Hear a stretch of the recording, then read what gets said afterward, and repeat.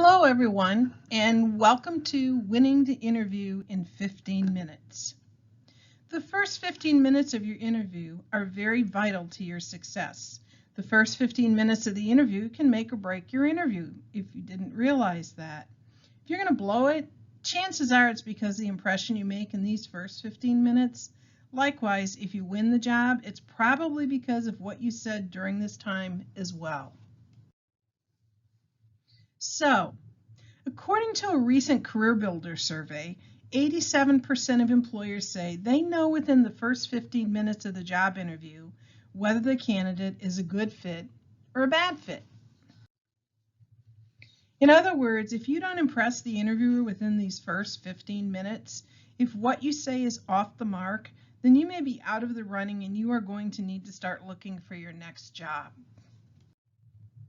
Okay, so what's the secret?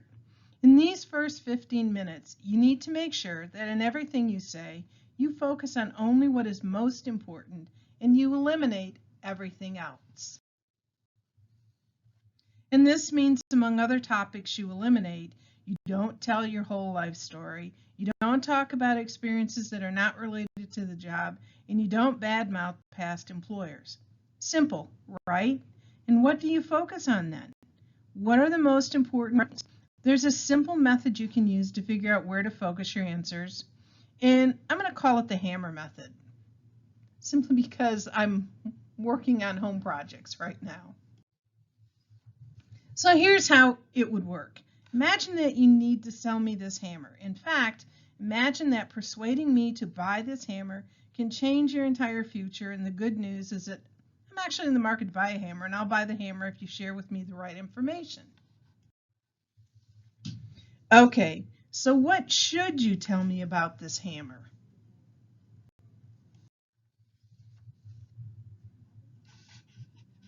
Take some time and think. What would someone want to know if you're going to sell a hammer? What would be the questions or the information you would want to share with someone? Okay, so some of the things you might have thought about could be a hammer can do lots of useful things, like it's made of cast iron and aluminum, it has a nice balanced weight, and a 10-year won't rust coating. It can hang pictures, take down old wall hooks, it can build furniture, it can help you rip out moldy wallboard and install new pieces. It can be useful for home renovation projects that require smashing, pulling, bending, pushing, and a whole lot more. And these are just a few examples. Maybe you can come up with other valuable ways a hammer can be helpful. So based on the list that you came up with, what should you share with me? Should you share with me this entire list of hammer uses to wow me of its incredible value? Well, if you do that, you're probably going to overwhelm me and I'm going to get confused. I can get confused easily. So you need to narrow this list and focus on what do you focus on? Well, and this part is really important. Just what I care about, how I want to use the hammer. So that means you need to first find out what I want to use the hammer for. So you find out my why and my what. If you know that I want to hang up pictures of my family, then you would explain to me how this hammer is valuable for hanging pictures. You might share how this hammer is the right size for hanging light hooks and heavy hooks, how its head has a certain shape that makes it less likely for me to bend the nails used for pictures, or how the low scuff metal is less likely to leave a mark on the wall if I actually bang the wrong place or need to remove a nail to move a picture. You can even share a story of your new family portrait and how you use this hammer to easily remove the old picture without a mark and hang a new picture. What about all of the other valuable functions? Aren't they really important? Well, not to me. And my goal of hanging pictures, that's really all I want the hammer for. So I just don't care if I can replace moldy wallboard or about the rust protected coating, because these are not helpful bonus features. They are distractions, and distractions should be avoided. Get the picture? So your talents are like the hammers. You can do many valuable things. In fact, you probably don't even realize how much value you can offer because some things you do so well that you do them automatically without even thinking about them. But most people are only going to care about less than 20% of your talents. So you need to find out what that 20% is. And I'm going to share with you how you can find that out in just a minute. Then when you face an interview question like, tell me about yourself, you don't tell your whole life story or your entire work history. You focus just on details in your work and life that tie to doing the job that they want you to do. And when you are asked about your biggest strengths, you focus only on your top strengths that fit best with the job that you want. You want to hit the nail on the head and move on. Make your answers only as long as they need to be just to cover these points. You know, I've spoken to too many job seekers who approach interviews trying to cram in too much, believing that more is going to be better. Knowing they have a limited time with that employer, they want to tell them everything. Hiring managers today do not want to hire generalists who can do that too. They want to hire experts, specialists in a specific field. And here's another dilemma with trying to tell them everything.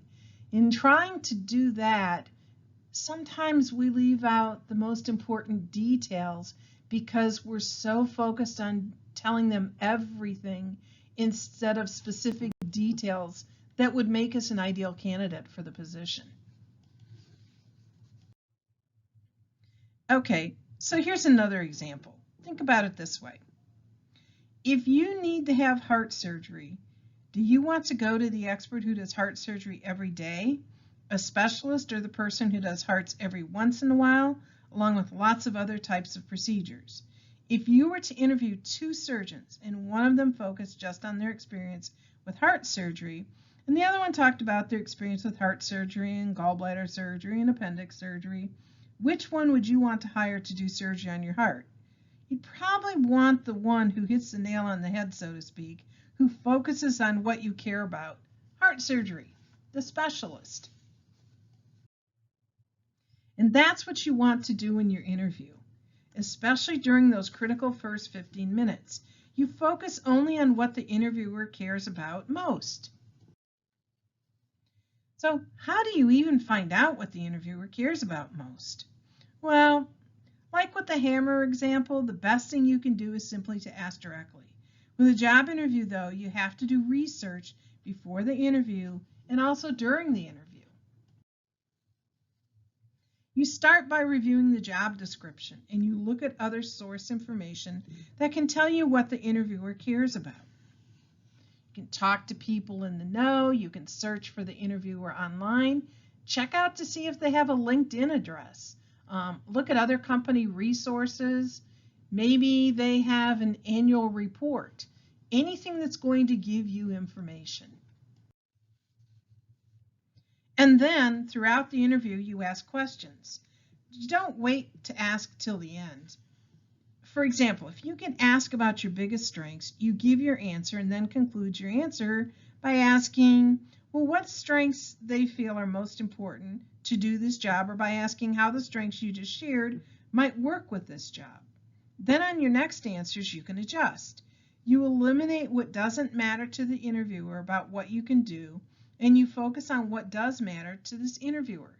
In other words, you're having a conversation. And if you use the hammer method in those critical first 15 minutes of your interview, you'll win over your hiring manager. Your interviewer will see why you're a good fit for the job.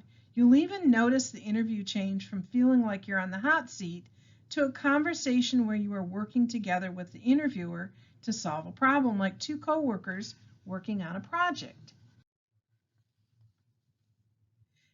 There's also a big interview mistake that job seekers make without even knowing it. And we're going to call it the yada yada trap. And So I know it might sound cute, but this mistake is something that a lot of extremely qualified and talented people make, and more often than not, it can actually cost them the job. In fact, I'd say the more experienced you are, the more likely you are to make this painful mistake without realizing it. So let me ask you, did you ever attend an interview where you felt like you did well, you hit it off with the hiring manager, so you thought, you had some chemistry, and you felt like you did a really good job answering his or her questions, but then days passed and weeks and you don't hear so much as a peep? Then after a month or more, maybe you receive a generic cookie cutter rejection email. So what happened? Well, there's a good chance you made this yada yada mistake. And it actually comes from a Seinfeld episode. I've gotten back into Seinfeld since I've been watching Hulu, so bear with me. So if you're not familiar with the series, here's the concept of the term. A person is telling you a story, and in an effort to expedite the telling of the story, they skip over certain details and events by saying, well, you know, yada, yada, yada. Meanwhile, as the episode or story unfolds, what you discover is that yada, yada actually ends up skipping over some truly critical details. In other words, they skip over pieces that they don't think are important, and so in the sitcom, it was just, well, you know, it was yada, yada. And while this may be funny in the course of a TV sitcom and a job interview, it can be a fatal job losing mistake. So here's how it sounds in the job interview. The interviewer would say something like, well, looking at your resume, it seems like you have a lot of experience in marketing women's apparel. And the job seeker then responds back, yes, that's correct. I have over 25 years of experience. In fact, I started working for Lord & Taylor, and I've been with a number of different retailers, as you can see on my resume. And then the interviewer states back, that's great. As you know, a lot of our marketing efforts at this agency are through digital marketing and social media. How does that sound to you? And then the job seeker responds back to the interviewer, I think that makes sense to me. So many people are shopping online today that any good marketing campaign should have an online component. And then the interviewer states back again, and you have experience with online marketing? And the job seeker responds back, definitely, obviously. Not early on in my career, but in the last few years, I've needed to adapt to the marketplace, as I am certain your client companies have as well. Hold up. Now let's just stop here for a moment. As they say, wait a minute. To most people, what you just heard sounds like reasonable answers, right? Sounds like he answered the questions and it was a pretty good conversation. In fact, I'd wager if I had not just told you about the yada yada mistake over the last few minutes, you'd probably think that this interview is going okay. Because on the surface, it all sounds friendly, right? Sounds like they have some chemistry and like the job seeker is winning them over. Well, not so fast. If you listen a little closer, you can see that these answers are actually losing the interview. Every second that passes, the job seeker's chance of acing the interview and landing the job rapidly fades. So, how is that happening? Well, let's look at the conversation again, but this time, let's go into the interviewer's head and the job seeker's head and see what each was thinking as they answered those questions. Take two. So the first question the interviewer asked was, looking at your resume, it seems like you have a lot of experience in marketing of women's apparel. And the interviewer is thinking, seems like your resume looks good, but what I want to know is what are you actually capable of doing? I'd love to get a sense of the details that aren't on your resume. Remember what we talked about? It's all in the details. And then the job seeker's response was, yes, that's correct. I have over 25 years of experience. In fact, I started working for Lord & Taylor, and I've been with a number of different retailers, as you can see on my resume. But they were thinking, yes, I am confident I have good work experience. I'm just going to yada yada, or basically skip over the details, though, since you know what I can do. You've seen my resume. Big mistake. Assuming because the employer has the resume you have fully developed the depth and detail of your skill sets on your resume. And what about our interviewer here? Here's her thoughts on that response. Well, I was a little sparse on details. Let's see if we can dig in a little bit more and see if you're up to date with your knowledge. So then the interviewer now has to do a follow-up question. That's great. As you know, a lot of our marketing efforts at this agency are through digital marketing and social media. How does that sound to you? And the job seeker responds by saying, I think that makes sense to me. So many people are shopping online today that any good marketing campaign should have an online component. Does this sound like, now that we've discussed this, as if he's really answered the question? Meanwhile, here's what the job seeker was thinking. Well, I knew they would want to know about online marketing, and it's good I've been doing so much work in this space the last few years, but they are a marketing agency, so they know how these things work, and I don't want to brag, so I won't bore them with details, and they're a marketing agency, so they should know what I can do. So job seekers should not assume they know what the interviewer wants to hear. Big mistake. And now let's go back to the interviewer thoughts. Well, that was not particularly informative either. They seem enthusiastic, but I'm really starting to wonder if this person is up to date. Where are the details? Just tell me what you've done and can do. Well, let's try the more direct approach. So now the interviewer is going to go back into it again and dive deeper. And so the interviewer follows up with, and you have experience with online marketing? And our job seeker responded with, definitely. Obviously not early on in my career, but in the last few years, I've needed to adapt to the marketplace, as I am certain your client companies have as well. Does that really answer in depth what that interviewer just asked him, or did he miss the mark? So meanwhile, the job seeker is thinking, well, they've seen my resume, so I'm not going to waste their time. I'm just going to go over the specifics and just skip over them. It's boring. They already know. This is a senior manager for this agency. But they seem to have doubts about me, which is odd. Is it my age? I'm 100% confident I can do this job. Therein lies the rub. The job seeker, because they have all that knowledge in their head, thinks they can do the job, but they've missed the mark in communicating that to the interviewer. So after that answer, the interviewers basically reached the point of, well, I'm not getting any real meat here, so I wonder what the next candidate will be like. So what just happened? Well, this job seeker failed to demonstrate their ability to do the job. Why did they make this mistake? Maybe they didn't realize the interviewer wanted more details. Maybe the job seeker didn't want to sound like they were bragging by talking about themselves. Maybe they assumed that the interviewer already knew what they could do as a fellow professional in their field. Or maybe they had a hard time finding the words to talk about themselves, their strengths and accomplishments. This phenomenon is known as the fish and water effect, and it is more common than you think. Regardless of the reasons why, there are definitely ways they could have done better. So let's review the first question one last time. So looking at your resume, it seems like you have a lot of experience in marketing of women's apparel. All right, so let's give a better answer. So a better answer could be, well, thank you. I've covered nearly every aspect of women's apparel, from outerwear to intimates and from petites to plus. And I've also run campaigns for brands that were struggling, brands that were growing and wanted a bump, and brands that were just getting started.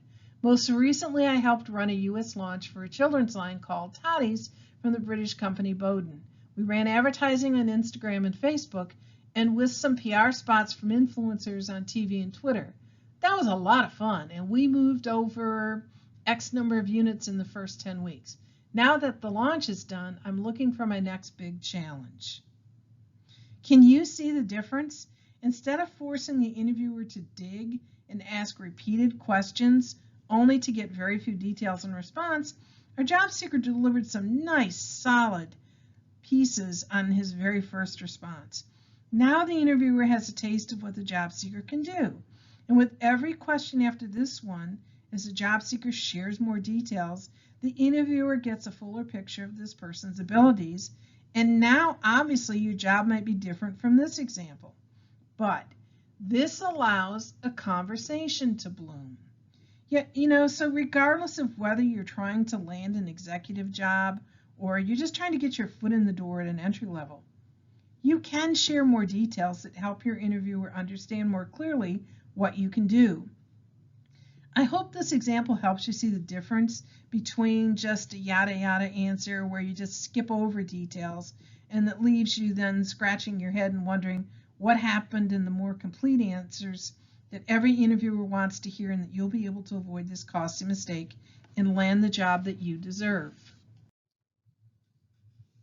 So now that you're aware of this trap, your interview answer is going to be a lot more powerful. In fact, so many job seekers fall into this trap just by avoiding this one mistake. You'll have an edge over most other candidates. After all, they probably haven't watched a video like this one either. I hope these tips help you strengthen your interview skills in the future. Best of luck, and thank you for viewing this presentation.